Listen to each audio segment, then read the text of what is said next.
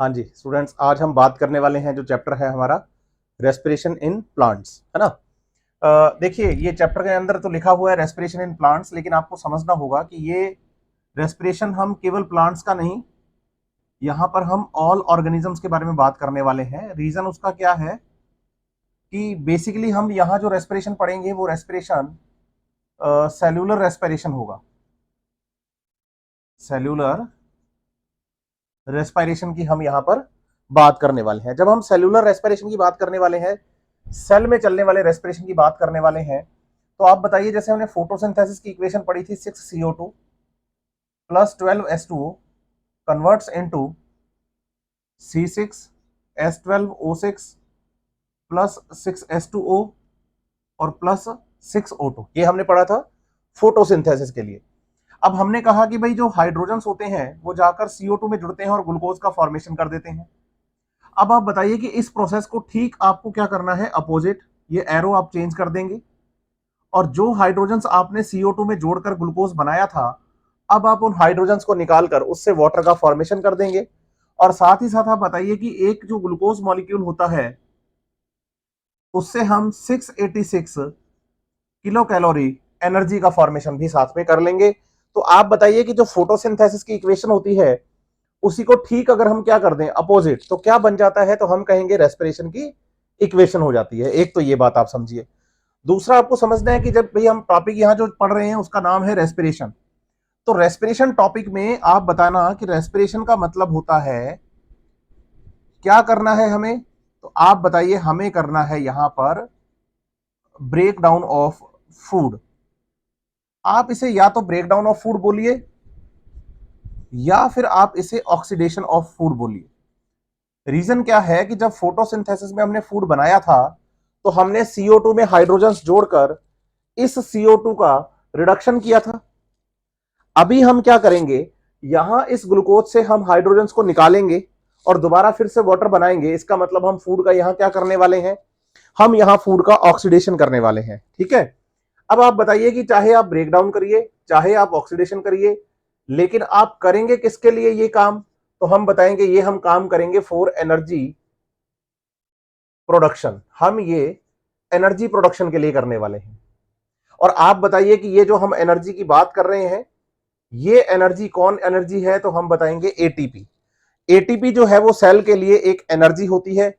Cell चाहे energy बनाए और सेल चाहे एनर्जी कंज्यूम करे, एनर्जी हमेशा एटीपी की फॉर्म में ही आएगी। इसीलिए इस एनर्जी एटीपी को हम सेल का एनर्जी करेंसी भी बोलते हैं। हम कहते हैं ये energy currency of a cell है, कि सेल का ये एनर्जी करेंसी है। कौन है, एटीपी। ठीक है।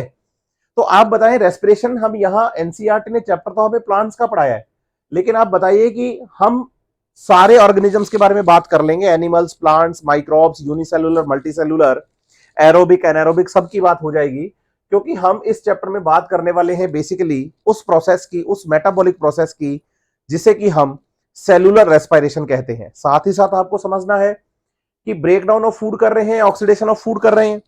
तो जब हम ऑक्सीडेशन करेंगे तो ऑक्सीडेशन प्रोसेस जो होता है इसके दो तरीके हैं। एक तो ऑक्सीडेशन का मतलब होता है ऑक्सीजन का क्या हो जाना, बाइंड हो जाना। एक ऑक्सीडेशन का मतलब होता है हाइड्रोजन्स का रिलीज होना। कि भाई या तो आप क्या कर रहे हो, या तो आप ऑक्सीजन को जोड़ रहे हो या आप हाइड्रोजन्स को रिलीज कर रहे हो, दोनों का मतलब ऑक्सीडेशन है। बात आती है कि आप सेलुलर रेस्पिरेशन के दौरान क्या करते हैं, तो आप बताइए। हम सेलुलर रेस्पिरेशन के दौरान ऑक्सीजन रिलीज, हाइड्रोजन्स को रिलीज करते हैं, ना कि ऑक्सीजन को जोड़ते हैं। ऑक्सीजन जोड़ना हमारा मोटिव नहीं है। रीजन क्या है कि हमें, आप ध्यान दीजिए, इस ग्लूकोज मॉलिक्यूल को तोड़ना है, तो इस ग्लूकोज मॉलिक्यूल में ऑलरेडी ऑक्सीजन 6 है। तो अगर आप इस ग्लूकोज मॉलिक्यूल में और ज्यादा ऑक्सीजन अगर ऐड कर देंगे, तो और ज्यादा ऑक्सीजन ऐड होने का मतलब हो गया कि O7 O8 O9 हो जाएगा ये फार्मूला, तो ग्लूकोज टूटेगा नहीं, और ज्यादा कॉम्प्लेक्स हो जाएगा नहीं। तो आपको बताना है कि यहां हम ऑक्सीजन को जोड़ेंगे नहीं, बल्कि हम यहां हाइड्रोजन को इसमें से निकालेंगे। जब हम ग्लूकोज में से हाइड्रोजन को निकालेंगे तो बचेगा हमारे पास कौन, CO2, कार्बन और ऑक्सीजन की फॉर्म में। और आप बताइए कि ग्लूकोज में कार्बन 6 है, इसलिए 6 CO2 का यहां पर फॉर्मेशन हो जाता है। फिर बच्चा कहता है सर यहां रिएक्शन में तो देखो ऑक्सीजन भी काम आ रही है। तो आप बताइए कि ये जो इक्वेशन बेसिकली आपके सामने रेस्पिरेशन की लिखी गई है, ये इक्वेशन लिखी गई है एरोबिक रेस्पिरेशन की। किसकी लिखी गई है? एरोबिक रेस्पिरेशन की। और आप बताइए, एरोबिक रेस्पिरेशन के बारे में हम बताते हैं in the presence of oxygen, by the binding of oxygen कभी नहीं बताते। ठीक है, अब आप बताइए, हाइड्रोजन को यहां रिलीज करना है तो इसका एक छोटा सा एक एग्जांपल और देता हूं मैं आपको। जैसे मान लीजिए हमारे पास ये कोई एक प्लांट है, ठीक है, ये कोई एक प्लांट है। ये प्लांट क्या कर रहा है बोलो? एटमॉस्फेयर से लाइट को यूज कर रहा है, CO2 को यूज कर रहा है, इसके पास अपना खुद का क्लोरोफिल प्रेजेंट है, और सॉइल से ये वाटर मॉलिक्यूल्स को यूज करेगा। सही है, लाइट, CO2, क्लोरोफिल और वाटर, इन सब का यूज करते हुए इस प्लांट में एक प्रोसेस चलेगा जिस प्रोसेस का नाम है फोटोसिंथेसिस प्रोसेस। और आप बताइए, इस फोटोसिंथेसिस प्रोसेस से ग्लूकोज मॉलिक्यूल का फॉर्मेशन किया जाएगा। और आप बताइए कि ग्लूकोज में टोटल 6 कार्बन होते हैं। 6 carbon are present in the glucose molecule. यहां ग्लूकोज मॉलिक्यूल में कितने कार्बन हैं?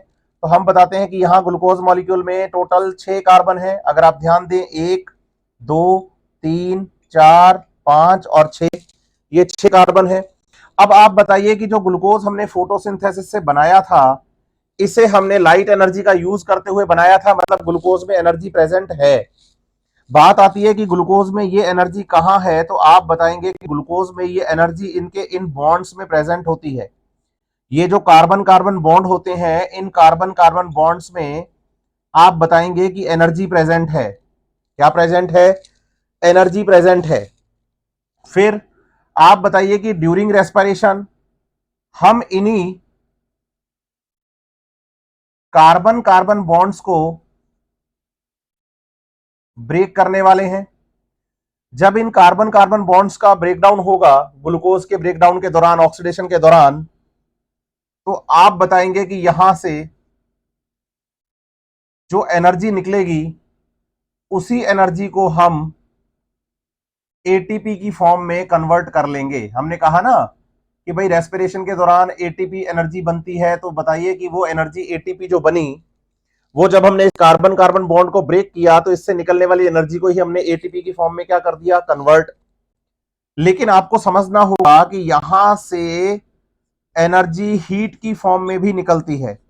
मतलब रेस्पिरेशन के दौरान जब आप कार्बन कार्बन बॉन्ड का ब्रेकडाउन करते हैं, समझिएगा बात को, रेस्पिरेशन के दौरान जब आप कार्बन कार्बन बॉन्ड का ब्रेकडाउन करते हैं तो उससे निकलने वाली एनर्जी हीट की फॉर्म में भी रिलीज होती है। यह पता होना चाहिए आपको, किस फॉर्म में रिलीज होती है? हीट की फॉर्म में भी और एटीपी की फॉर्म में भी कन्वर्ट होती है। बात आती है कि ज्यादा एनर्जी हीट की फॉर्म में कन्वर्ट हो रही है या ज्यादा एनर्जी एटीपी की फॉर्म में कन्वर्ट हो रही है, तो आप बताएंगे कि more energy converts into heat. और आप बताइए, यही हीट है जो हमारी बॉडी के इंटरनल टेम्परेचर को मेंटेन करती है।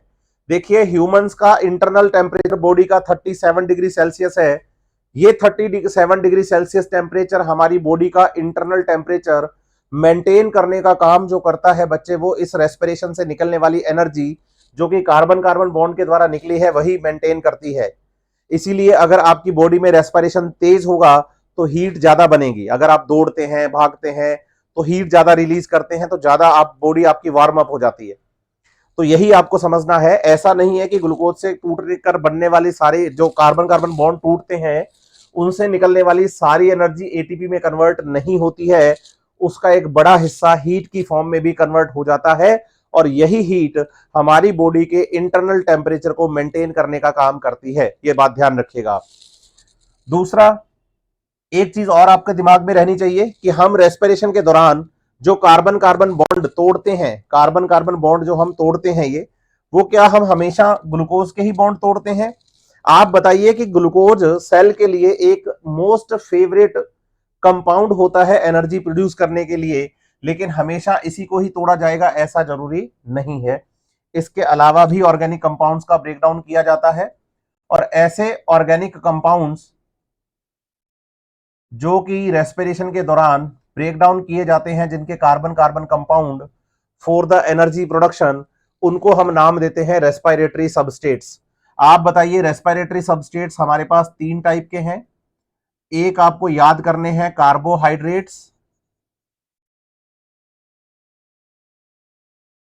एक आपको याद करने हैं फैट्स, एक आपको याद करने हैं proteins.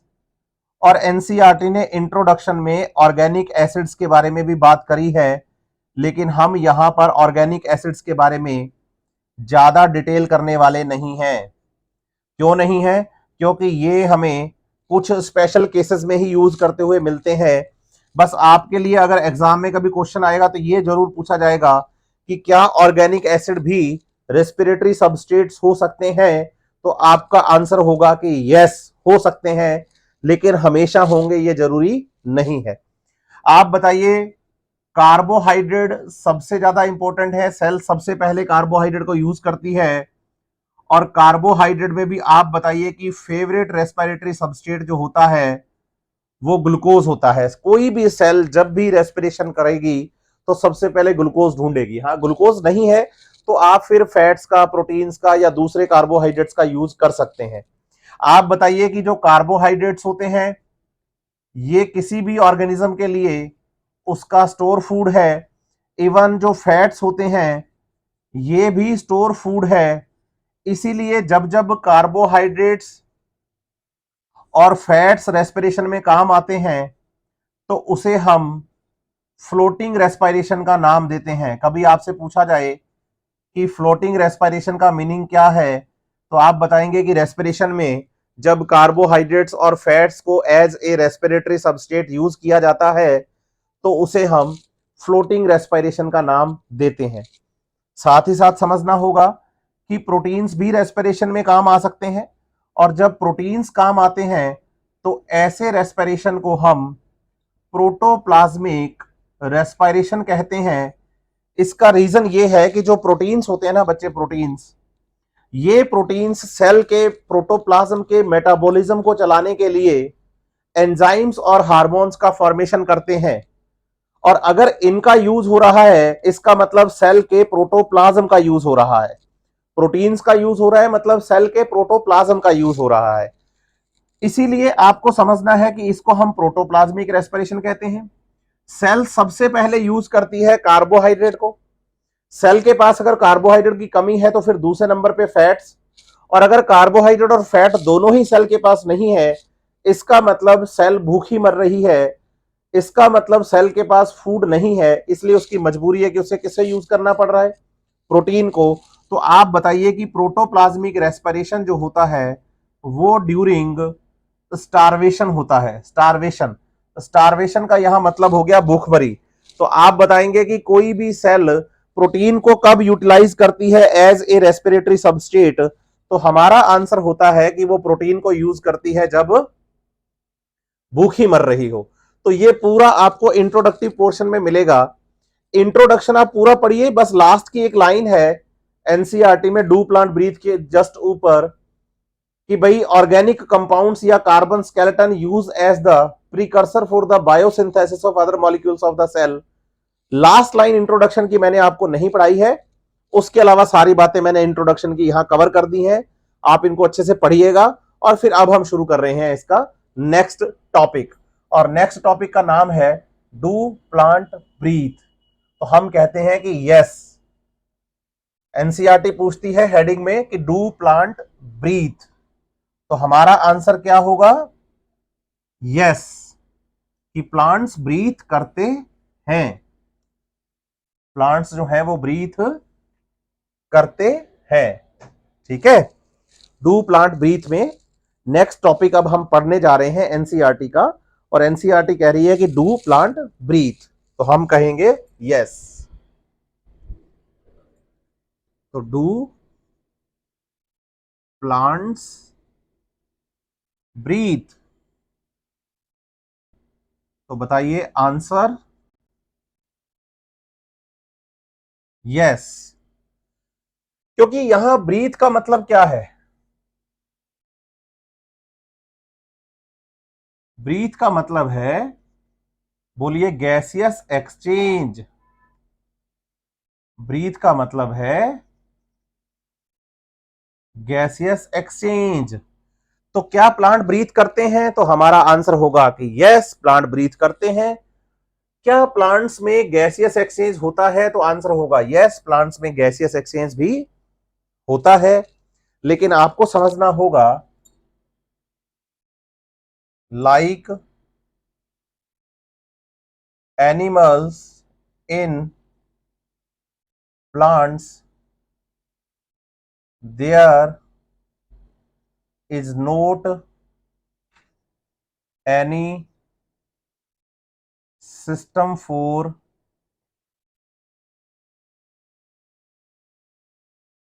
Breathing and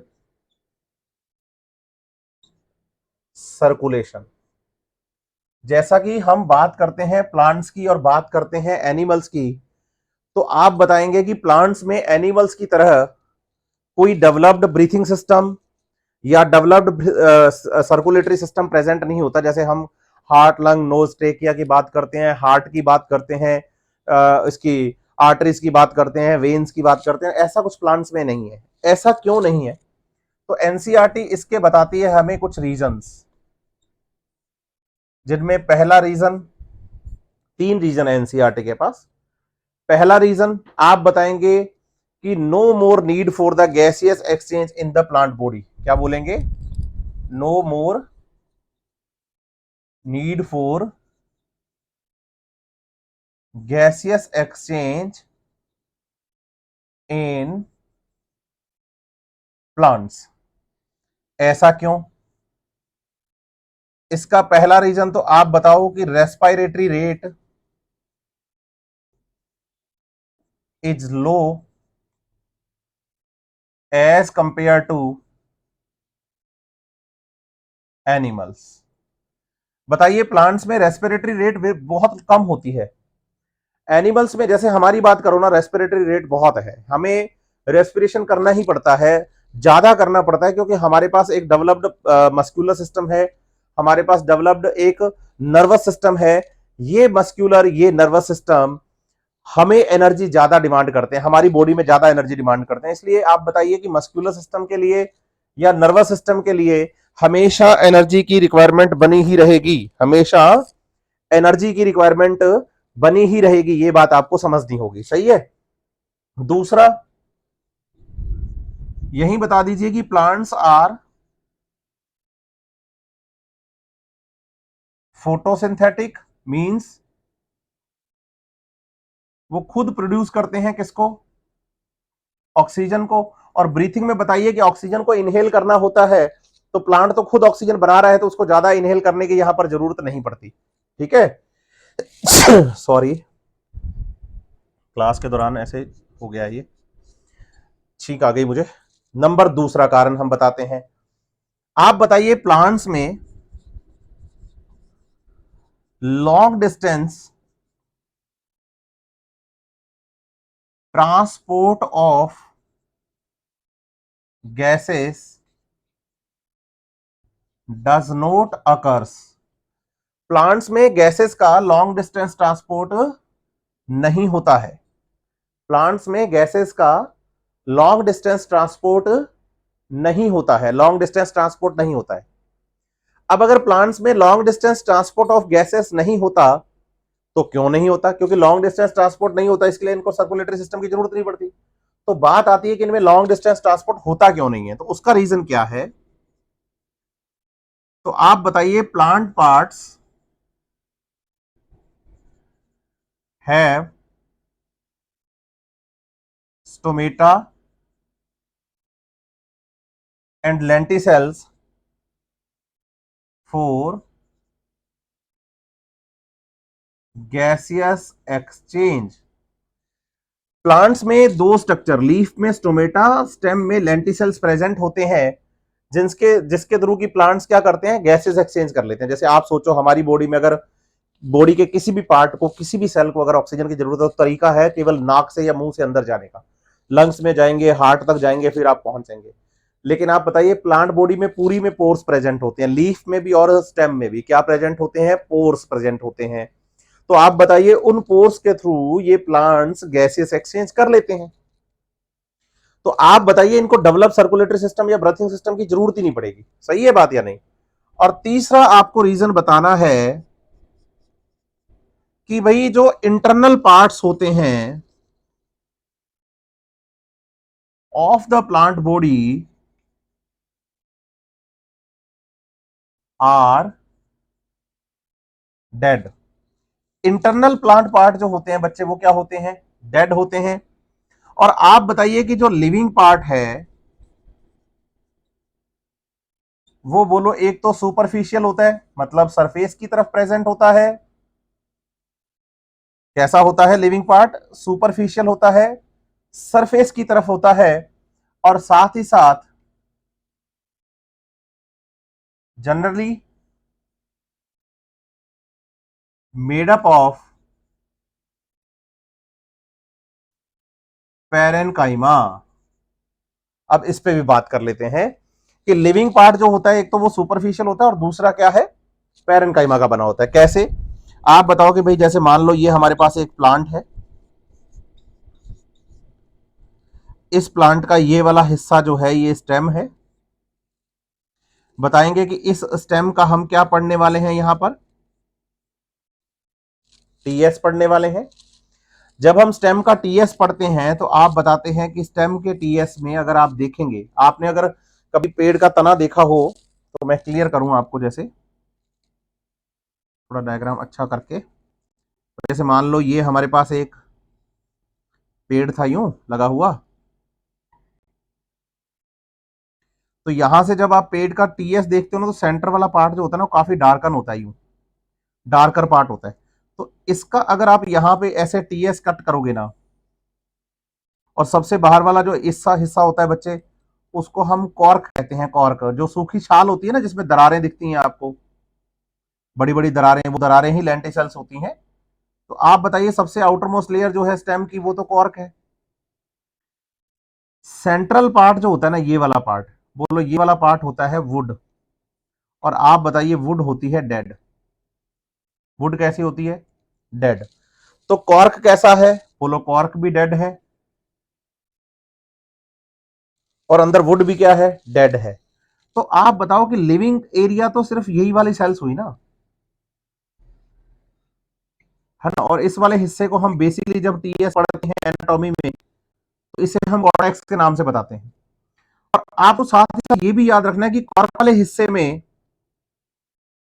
pores present होते हैं। ये जो पोर्स हैं इन पोर्स को बोला जाता है लेंटिसेल्स। अब आप बताओ कि भाई जो एटमॉस्फेयर में गैसेस हैं, जैसे मैं यहां बात करूं ये गैसेस हैं एटमॉस्फेयर की, तो बताइए एटमॉस्फेयर की ये गैसेस इन इंटरसेलुलर स्पेसेस के थ्रू, देखो ये सेल्स के बीच में पैरेनकाइमा टिश्यू जो होता है उसमें प्रेजेंट होते हैं। बोलो intercellular space. Inter cellular space present होते हैं किसमें? पैरेनकाइमा टिश्यू में। तो लेंटिसेल्स के थ्रू एटमॉस्फेयर में जितनी भी गैसेस यहां पर प्रेजेंट हैं वो आप बताइए कि इन लेंटिसेल्स के थ्रू इनके इंटरसेलुलर स्पेसेस में फैल जाती हैं। अब आप बताइए कि अगर इस सेल ने CO2 को रिलीज करना है तो वो सीधा इसी इंटरसेलुलर स्पेस में ही रिलीज कर देगी, और अगर इस सेल को यहां पर ऑक्सीजन को कंज्यूम करना है तो वो सीधा यहीं इसी सेल के अंदर यहीं पे कंज्यूम हो जाएगी। तो आप बताइए कि भाई इंटरनल पार्ट डेड है, बिल्कुल ये वाला हिस्सा पूरा डेड है। सही है, इंटरनल पार्ट डेड है। और जो लिविंग पोर्शन है वो पैरेनकाइमा का बना है जिसमें इंटरसेलुलर स्पेस है। तो आप बताओ एटमॉस्फेयर की जितनी भी गैसेस हैं वो लेंटिसेल्स के थ्रू इन इंटरसेलुलर स्पेसेस तक फैल जाएंगी। इसका मतलब सेल्स का तो सीधा कनेक्शन है। किसके साथ है? तो हम बताते हैं सेल्स का सीधा कनेक्शन है किसके साथ? हाँ, इंटरसेलुलर स्पेसेस मतलब एटमॉस्फेयर के साथ। तो अगर सेल को गैस छोड़नी है CO2 तो वो उसी में छोड़ देगी इंटरसेलुलर स्पेस में, और अगर O2 गैस का यूज करना है तो वही इंटरसेलुलर स्पेस से वो यूज भी कर लेंगे। ये एनसीईआरटी में आपको डू प्लांट ब्रीथ के अंदर एनसीईआरटी ने बेसिकली 3 कारण लिखकर दिए हैं, और ये तीनों कारण मैं उम्मीद करता हूं कि आपको अच्छे से समझ में आए भी होंगे। उम्मीद करता हूं कि अच्छे से आपको ये समझ में आए भी होंगे। अब मैं आपको बताऊं, अब हम बात करने वाले हैं रेस्पिरेशन प्रोसेस के बारे में। रेस्पिरेशन प्रोसेस जब सेल में होगा, रेस्पिरेशन प्रोसेस जब सेल में होगा, तो आपको एक बात समझनी है कि जो रेस्पिरेशन प्रोसेस है उसमें सबसे पहला प्रोसेस होता है ग्लाइकोलाइसिस प्रोसेस। ग्लाइकोलाइसिस के बाद एरोबिक रेस्पिरेशन में नेक्स्ट प्रोसेस है क्रेब साइकिल, जो कि माइटोकॉन्ड्रिया में होगा। और उसके बाद नेक्स्ट होता है ईटीएस, जो कि माइटोकॉन्ड्रिया की इनर मेम्ब्रेन में चलता है।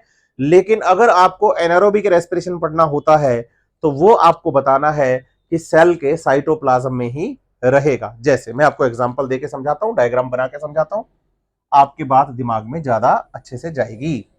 जैसे मैं कहूं कि ये हमारे पास एक सेल है, इस सेल के अंदर आप बताएंगे कि ये एक सेल ऑर्गेनल है,